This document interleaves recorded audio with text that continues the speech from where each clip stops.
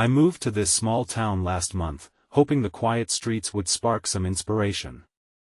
As a freelance graphic designer, I often spend late nights working alone in my home studio. I never thought anything strange would happen during those late grocery runs. One night, I noticed an old sedan following me. At first, I shrugged it off. It was late, and I was tired. I turned onto my street, and the car slowed down too. My heart raced as I pulled into my driveway and noticed the car park. I glanced in the rearview mirror, but I couldn't make out the driver. For the next few nights, the same sedan appeared again. Each time, it stayed back, just enough for me to notice. I told myself it didn't mean anything. But I began to feel anxious. The car parked funny outside my house, always angled as if it didn't quite belong there. I tried to catch a glimpse of the person inside, but the windows were too tinted. Sweat trickled down my palms each time. I thought about calling the police but hesitated. What would I say? A car follows me home? I felt ridiculous. Still, that feeling wouldn't leave. One night, as I worked late, a loud knock shattered the calm. I froze. What if it was connected to the car? I tiptoed to the window but saw no one outside. I felt a chill run down my spine when I noticed a shadow move past my window that same night. Was it my imagination? Had I drunk too much coffee? I tried to shake it off, but an uneasy presence lingered. Each day rolled into nights filled with dread. I spent long hours in my studio, feeling as if someone were watching. I wanted to hide under the blankets and forget everything. Then one night, right before bed, I spotted the car parked out front. My chest tightened. I stood by the window and saw a figure leaning forward in the seat. I couldn't breathe. My heart was racing as I leaned closer. I was sure their focus was glued to my house. Fear twisted in my stomach. Then, suddenly, the figure shifted. I wanted to run, but my feet were rooted to the floor. I could feel the cold air fill my lungs as I tried to think. What was going on? Why were they just sitting there? I wished I could disappear. Minutes crawled by, and the figure stayed still. I debated calling for help, but my phone felt heavier in my hand than it ever had. Instead, I just stared back at them, desperate for any sign of what they could want. Then, without warning, they started to get out of the car. I pulled away from the window, heart pounding in my chest. I felt a wave of panic crash over me. I didn't know where to go or what to do. I held my breath, waiting for whatever would happen next. I was trapped, with nowhere to run, and no answers to find. I took a step back from the window as the figure emerged from the sedan, my breath hitching in my throat. The darkness cloaked their features, creating an unsettling silhouette against the dim porch light. I instinctively ran to my kitchen, heart racing. A million thoughts raced through my mind. Did they know where I lived? What did they want from me? I glanced around, looking for anything I could use as a weapon. The knife block sat silently by the sink, its presence oddly comforting. My fingers wrapped around a small paring knife. It felt flimsy. Would it even help? The figure moved cautiously, approaching my porch. I crouched low, peering through the kitchen window. This was it. I should have called the police. But all I had was silence and fear. Why wasn't I more prepared for this? Suddenly, the figure paused right at my doorstep. My heart thumped harder, pounding in my ears. They fished something out of their pocket. Under the faint light, I squinted, trying to figure out what it was. A piece of paper? A letter? My thoughts spiraled wildly, jumping to conclusions. Was this a warning or a threat? The figure leaned toward the door, pressing what looked like the paper against the surface. My pulse surged. They were leaving something for me. I should have dashed for the phone, but my feet felt glued to the floor. I wanted to scream, but nothing came out. Just as they turned to walk away, I couldn't help it. I opened the kitchen door slightly. "Wait!" I shouted, the sound echoing into the night. My voice was shaky, but it felt good to break the silence. They froze, looking back at me. The figure straightened up, and for a moment, I could see the outline of a woman. My mind raced. Was she the one who had been watching me all this time? "Who are you?" I asked, trying to keep my voice steady. "What do you want?" She didn't respond.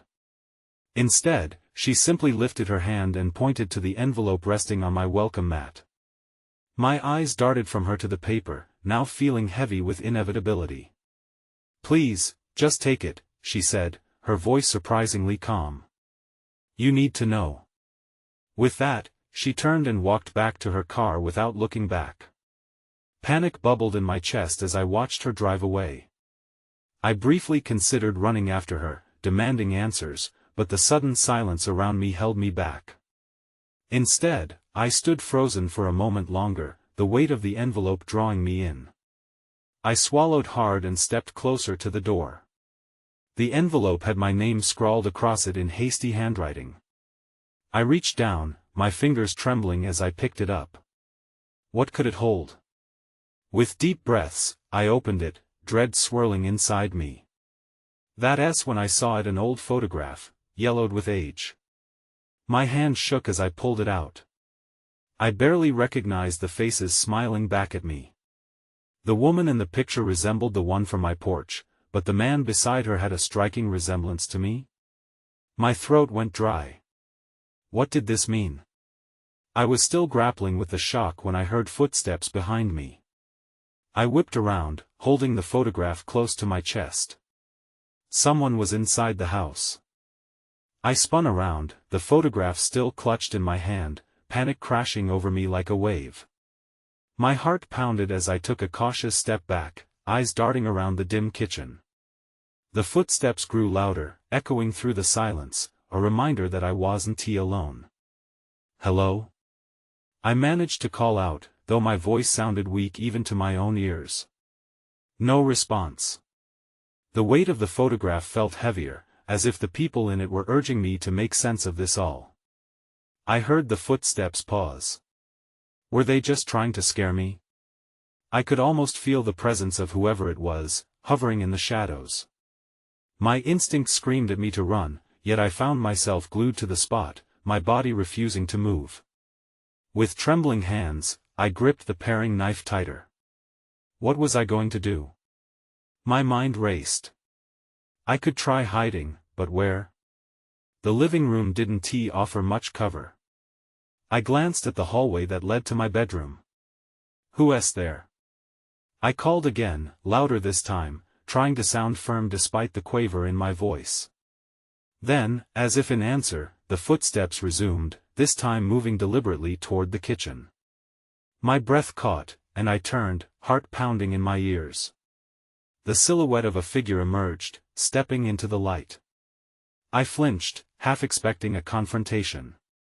It was a man tall, with dark hair and an expression that was both familiar and foreign. He looked around the kitchen, scanning every corner as if he were searching for something. "Who are you?" I demanded, my voice gaining a bit of strength. "What do you want?" He turned to me, and the flicker of recognition in his eyes sent a chill down my spine. There was something unsettling about him, but more than that, there was something deeply unsettling about how I felt I should know him. "I can explain," he said, his voice steady but tinged with urgency. "You need to listen to me." "Why? What do you know?" I challenged, backing up toward the door, but the man stepped closer. "I'm not here to hurt you. You have to trust me." He took another step, eyes darting to the photograph I still clutched. "It's about them." A million questions flooded my mind, but before I could ask, I heard a loud crash from the other room. I jumped, my attention snapping away from him.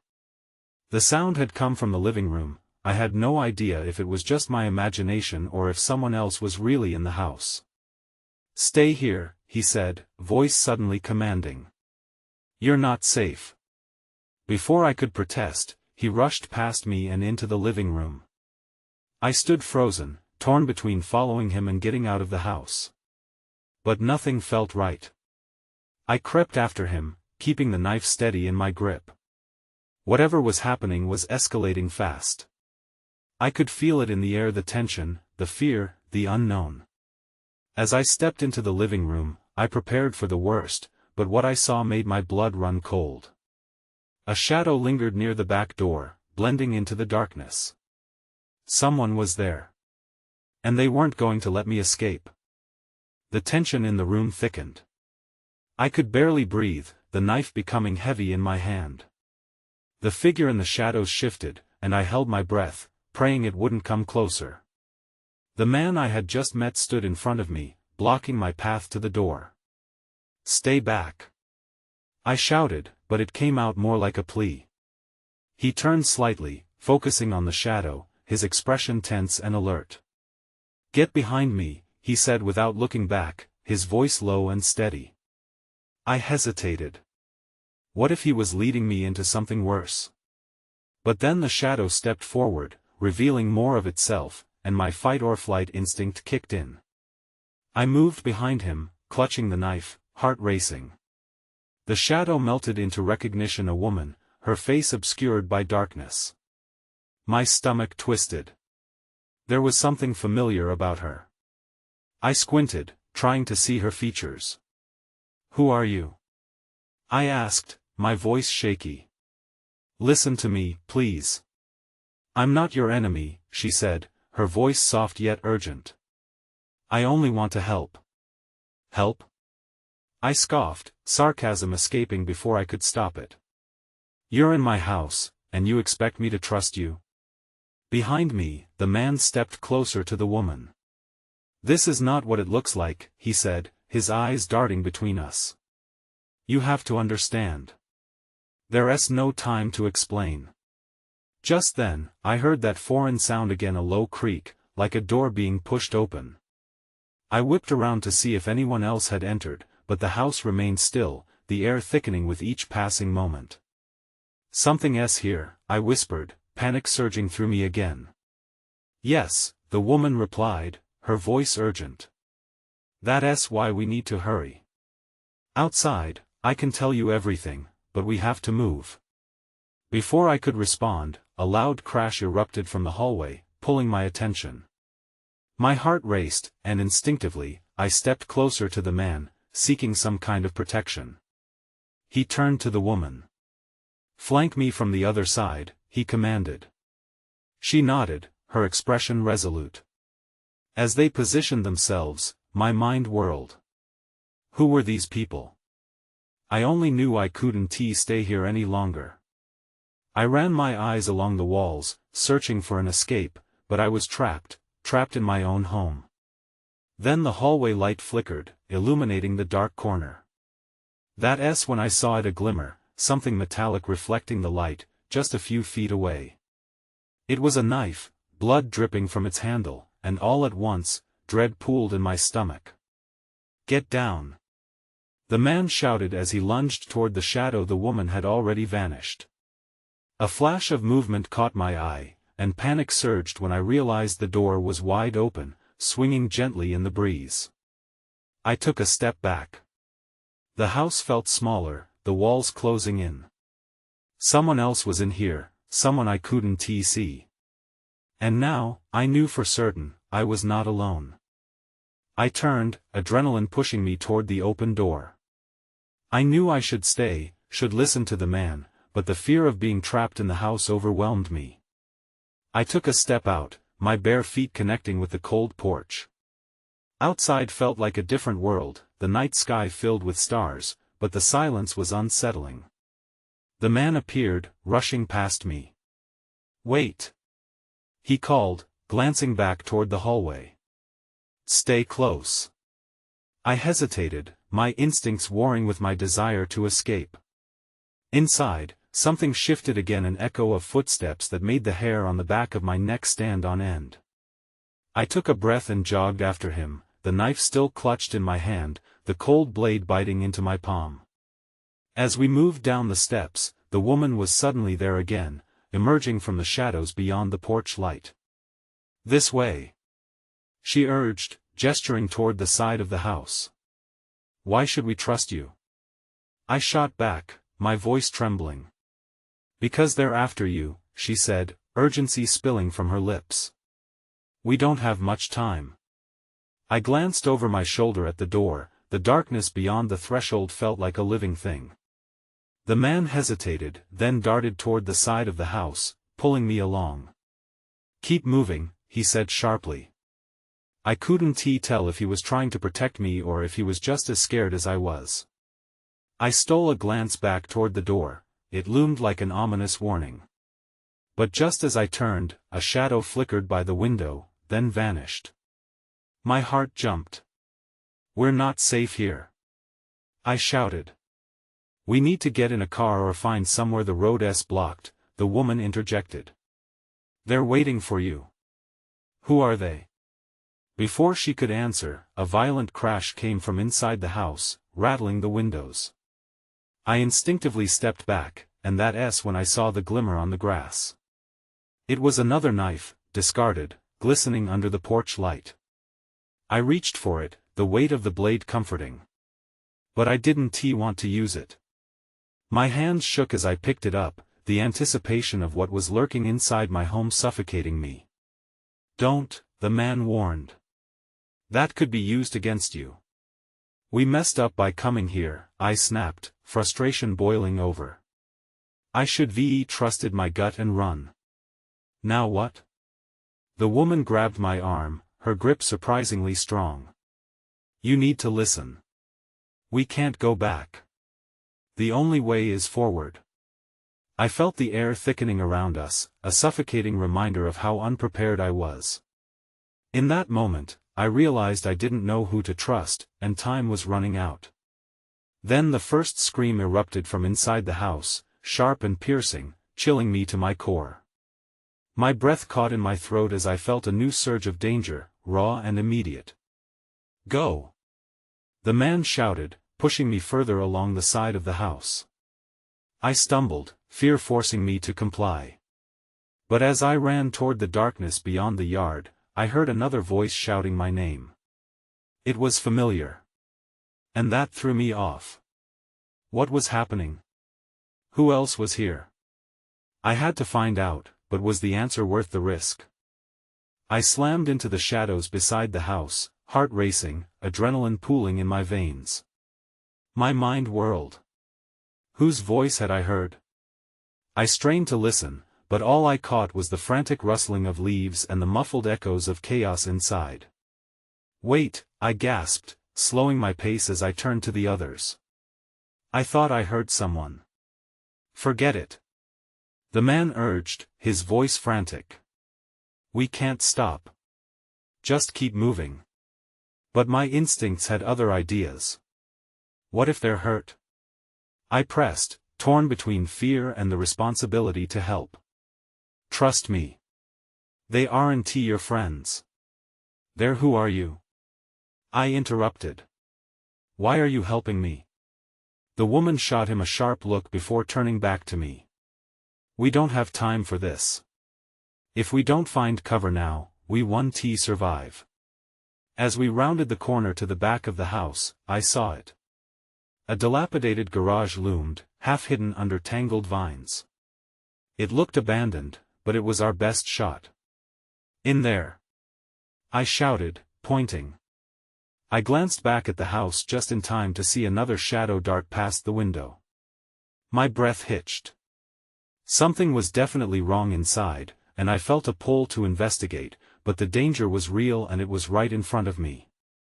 We rushed to the garage, the man pushing the door open with some struggle. It groaned in protest, but finally creaked wide enough for us to slip inside. I squeezed through, barely breathing, and the door slammed shut behind us with a heavy thud. Inside, the air was stale, thick with dust and the smell of rust. Dim moonlight filtered through the cracked windows, illuminating old tools and forgotten memories. It was a time capsule of decay, but it felt safer than the house. "We need to barricade the door," the man said, eyeing the flimsy wood. He grabbed an old paint can and tossed it against the door, causing it to rattle. Why are they after me? I pressed again, panic edging my voice. What is going on? They think you have something, the woman replied, running her fingers over the tools. Something they want. What could I possibly have? I asked, bewildered and afraid. You'll know soon enough, she said, her gaze darting to the door as if sensing a threat. The wall behind the workbench suddenly creaked, sending my heart into my throat. Did you hear that? I whispered. Both of them nodded, stiffening. Then the sound came again, this time clearer, a voice, whispering from the other side of the wall, calling my name. I recognized it. It was familiar, haunting. Who is that? I asked, my voice barely a murmur. Keep quiet. The man hissed, pressing his ear against the wall. It's too risky. Suddenly, the garage door shuddered violently, causing paint cans to crash to the ground. The noise shot through my chest like a jolt of electricity. Get back! The woman shouted, shoving me away from the door. But I couldn't move. I was rooted in fear, staring as the door splintered, and everything spiraled into chaos. Then everything went dark. I woke to muffled sounds, my head pounding. My heart raced as I blinked against the darkness. It took a moment to remember where I was. The garage. The whispers. Are you okay? The woman's voice cut through the haze. I focused on her, the dim light revealing her worried expression. What happened? I croaked, struggling to sit up. I felt cold concrete beneath me and the weight of rough hands gripping my shoulders. Someone broke in, the man said, his voice tense. We had to knock you out to keep you quiet. Knock me out? It was the only way, he replied. They were almost in. We had to act fast. My breath caught in my throat. Who are they? The woman shook her head. We don't have time for explanations. We need a plan and we need it now. I pushed myself to my feet, trying to shake off the dizziness. I scanned the room, searching for an exit. The door was still barricaded, but I could hear footsteps outside, heavy and purposeful. Listen, I said, urgency creeping into my voice. I heard someone calling my name.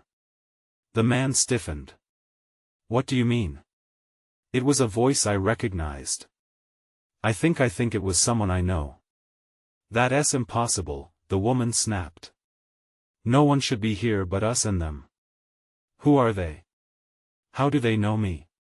Before she could answer, a loud crash echoed through the garage. The door rattled violently as if someone was trying to pound it down. Panic shot through me. We need to get out of here. Not yet, the man insisted, looking out a cracked window. We need to wait. If they see us trying to escape, we're done. Heart racing, I felt a surge of anger. Done? I'm already done with this. I'm not going to sit here and wait for them to come in. Fine. But you need to listen to us. What if it was someone in trouble? I shot back. What if I could help? Whoever it is may not even be alive anymore. His eyes darkened. You need to understand, people don't come back from this. My mind reeled. What do you mean? I mean the people who come for you don't care. They take what they want and leave nothing behind. Just then, the whispering returned. This time, clearer than before. It sent chills down my spine. I can help you. Stop. The man shouted, clamping his hands over his ears as if the sound itself hurt. That's my name. I screamed. Someone is in there, someone needs me. Without thinking, I lunged for the wall, desperate to reach the source of the voice. The garage shuddered again, but I couldn't stop. I had to know. When my fingertips brushed against the cool surface, a section of the wall shifted, revealing a hidden panel. My pulse quickened. That's when I saw it. A small opening that led into darkness. "Get away from there!" the woman yelled, but it was too late. I could feel the pull. I was already stepping into the unknown. I slipped into the opening and felt the air change. It was cooler, almost damp. The light from the garage faded quickly, swallowed by the darkness ahead. I hesitated, glancing back at the woman and man. Their faces wore expressions of disbelief and fear. "We can't leave you," the woman started, panic threading through her voice. I pressed further into the shadows. "I have to know who's calling me." As I moved forward, the whispers grew louder, more enticing. "I can help you, come closer." My hands ran along the rough walls, searching for any guiding surface. The dimness enveloped me, but there was a strange warmth in the sound of that voice. It felt familiar. I could no longer discern where the garage ended and this passage began. Then I heard something: footsteps. Not from outside, but deeper in the tunnel. I froze, my heart thudding in my chest. I wasn't alone. "Hello?" I called out, hoping for a response, hoping for safety. "Keep going," the voice echoed, soft and insistent. Fear constricted around me like a vice. "No." "Who are you?" There was a pause, and then silence. I stood there, straining my ears, straining for any hint of reassurance. Just as I was about to turn back, I felt a tingle of movement in the darkness, so subtle I almost missed it. And then I saw them, shapes shifting at the edge of my vision. Shadows on the wall, dancing and spiraling, as if beckoning me deeper into the unknown. I took a step back. "I don't want any part of this." But it was too late. The shadows surged forward like tendrils, wrapping around my arms and pulling me toward the depths. I struggled, panic rising again like a tidal wave. I didn't want to let it take me, but the grip tightened, warming as if they recognized me. "Help!" I screamed, but the darkness swallowed my voice. Suddenly, a blinding light erupted behind me as the panel shifted again, revealing the man's silhouette. "Don't go in there!" he shouted, but it was drowned out by a deafening roar from whatever resided in the tunnel. Before I knew it, I was jerked back out of the darkness, falling to the garage floor again. Shaking, I looked up to see the man clutching my arm, pulling me away from the opening. "What are you doing?" he yelled, fear written across his face. "I heard someone." I insisted, breathless. "They know me." The woman moved closer, her expression unreadable. "You shouldn't have gone in there. You can't trust them." "But I could help." "No. You don't understand." The man interrupted, his eyes wide. "Once you're in, you don't come out."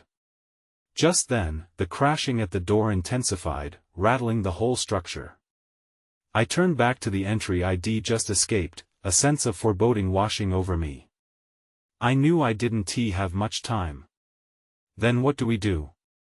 I asked, my voice shaking now. But the answer came too late. A loud crack sounded as the door splintered, and shadows began to pour in, dark and chaotic. Now I had two threats closing in on me. It was clear this battle wasn't just about escape anymore. I had to confront whatever lay in the shadows. "Get behind me!" I yelled, bracing myself for what was about to come. The shadows twisted and writhed, coiling around the doorway like sinister serpents. My heart raced as I clenched my fists, a surge of adrenaline mixing with dread. "What is that?" I stammered, my voice barely above a whisper. The man, still grasping my arm, didn't answer. His eyes darted between the door and the opening I had just emerged from, and I could see the calculations running through his mind. "We need to get out of here, now," he shouted, urgency spurring him on. But the whispers from the darkness remained, weaving through my thoughts. "Stay with me." It was intoxicating. "Let us not just stand here," the woman urged, her voice slicing through the haze. "We have to move." Without thinking, I nodded, desperation taking over. I darted to the side, pushing past the man, and headed for the exit. But I paused, just long enough to look back at the shadows. They pulsed like a living thing, reaching for me. "They want to let you go," the man yelled, panic in his tone. I dashed toward the garage door. Just as I reached for the handle, the door bucked wildly, as if something powerful was trying to force its way in. The sound was deafening, wood splintering under pressure. "No!" I shouted, pulling back. But it was too late. The door broke apart, flying off its hinges in a rain of shards. A dark cloud surged into the room, its form shifting but its intent hauntingly clear. I couldn't make out distinct features, just an oppressive weight of menace. "Get back!" I screamed, but the shadows surged forward, eager to envelop me. I could feel a wave of heat, a pull, drawing me toward the unknown. I stumbled backward, knocking into the man and woman. "What do we do?" My voice broke, fear erasing any semblance of calm. "Fight!" the woman yelled, her eyes fierce now. She picked up a rusted metal pipe that lay discarded near the wall. "We stand together." "Are you crazy?" I shot back. But as the darkness crept closer, I knew we had no choice. The grip of fear was so strong, it wouldn't let us run. Without thinking, I grabbed another object, a broken piece of wood. We stood side by side, trembling but resolute, facing the chaos that was rushing toward us. The shadows caressed the floor like crawling smoke, and I gritted my teeth as the voices grew louder, shrill and disorienting. And then, just as the darkness reached out, something emerged from the swirling mass, a hand, long and bony, extending toward me. "Come home," it whispered. I felt a chill run down my spine. Home? What did it mean? Did it know something I didn't? I barely had time to process before the man swung the pipe, hitting the outstretched hand. The contact sent a rippling shock through the shadows. The hand recoiled, a shriek echoing that sliced through the chaos. "Keep going," I urged, realizing I was still standing, still alive. This was our chance. But as I raised my makeshift weapon, a sudden wind gusted through the garage, knocking me off balance. I stumbled, my resolve wavering. Then something pulled me forward, an irresistible force trying to drag me back into the darkness. With a shock of clarity, I screamed, "They're not just shadows." And everything went dark.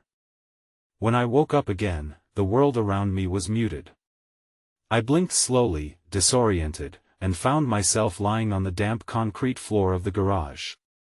The familiar walls seemed to shift, and there was a heavy weight pressing against my chest, rendering me breathless. I sat up, terrified of what I might see. My heart raced as I caught glimpses of the man and woman lying nearby, their forms barely illuminated by the moonlight that slipped through the cracks of the wall. "Are you okay?" I croaked, but my voice felt distant, as though I were speaking underwater. "No time," the woman rasped, her eyes fluttering open. "We have to go now." I bolted to my feet, glancing around the darkened garage. The shadows seemed to recede, but I could still feel a lingering presence, like the echo of a nightmare refusing to let go. The door had collapsed entirely, scattered pieces of wood littering the floor. I half felt a rush of relief, half felt a pang of anxiety when I realized that we were now fully exposed.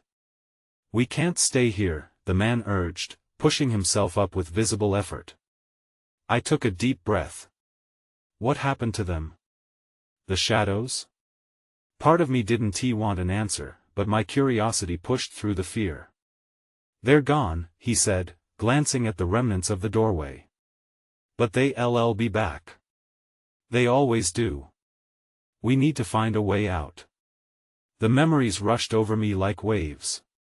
The whispered voices calling my name, the hands that reached for me, the feeling of being pulled into something far larger than myself.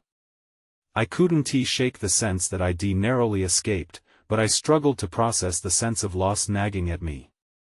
But we heard someone. It was calling to me. The woman shook her head sternly. That's the trap. You're not the first they've done this before. But if I could just know. She interrupted, voice rising. You cannot. Trust me, it's dangerous. I nodded, albeit reluctantly, but a knot tightened in my gut. There were still so many questions swirling inside me. What did it all mean? Was I truly safe, or was this just another pause before the storm? Look, the man said, urgency spilling into his voice, there might be another way out. We can't linger. He pointed toward a hatch in the corner that I hadn't noticed before. There. I instinctively moved toward it. But before I could reach the hatch, I heard that cacophony again, a deafening rush of whispers filling the air, sending shivers down my spine. It felt like a physical presence pressing against me. Go. Now. The woman yelled, her voice infused with fear. In a panic, I sprinted to the hatch as the shadows began to pulse and converge again. Help me. I cried, desperately trying to pry it open. The hinges squeaked, and with a final shove, I managed to force it open. Come on. The woman was right behind me.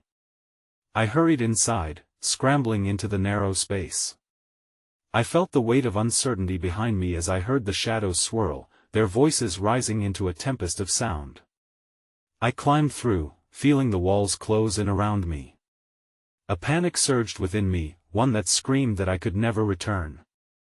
Behind me, I could hear the sounds of the chaos spilling back into the garage. A wave of energy rushed past me, a reminder of what was left behind. The moment I stepped through, the hatch slammed shut behind me with a resounding thud, sealing the enormity of the chaos in darkness.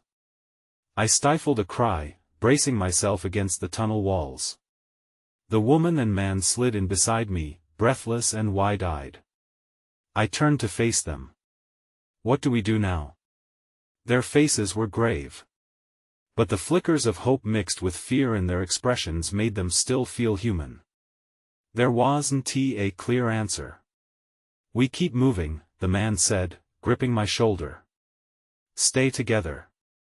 We pressed into the narrow tunnel, the darkness surrounding us making every sound echo our breaths, the soft scuffles of our footsteps, and the distant whispers melding into a haunting melody. I couldn't shake the feeling that something was still lurking nearby, perhaps watching, perhaps planning. After a few moments of crawling through dark, stale air, we reached a fork.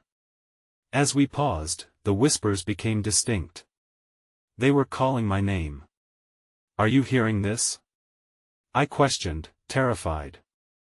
The echoes echoed all around us. Keep walking, the woman urged. It's not real. It's a mirage. But I couldn't move. No, it's trying to lure me back. I feel it. Before I could voice my fears further, a sudden cold breeze rushed past us, the whispers swelling into a dissonant roar, vibrating through the tunnel. Help us. Without thinking, I charged down the path on my left, propelled by some deep, instinctive pull that felt both terrifying and familiar. This way. The darkness closed in, the air thickening as the walls seemed to pulse with each step forward. Was it a hallucination, this sense of presence of someone or something leading me deeper? But I didn't care. There was a desire to know. To understand.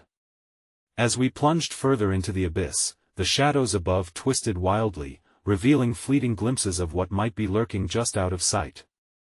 My heart pounded, each echo reverberating through my very being, and in that moment, an overwhelming sense of fate washed over me. Then, in the next instant, light pierced through the tunnel, bright and almost blinding. We stumbled into a wide clearing, a tranquil backdrop of stars illuminating a small clearing beyond our wildest fears. I took a deep breath, feeling a thrill run through me. But I knew, deep down, we weren't free yet. The feeling of something lurking beneath the surface remained, lingering like an uninvited guest. Questions lingered, unasked questions about who I really was in relation to it all. But as I turned to the others, I knew we had escaped the immediate threat. Yet the road ahead felt just as uncertain, pulsating with options yet unknown. Where would I go from here? I moved forward, one deliberate step at a time, knowing I would find my answers not alone, but standing beside the others in the ever-navigating shadows. As we ascended into the night, I could have sworn I heard my name called once more, whispering on the wind. But this time, instead of surrendering to it, I pressed forward, embracing the ambiguity of whatever lay ahead.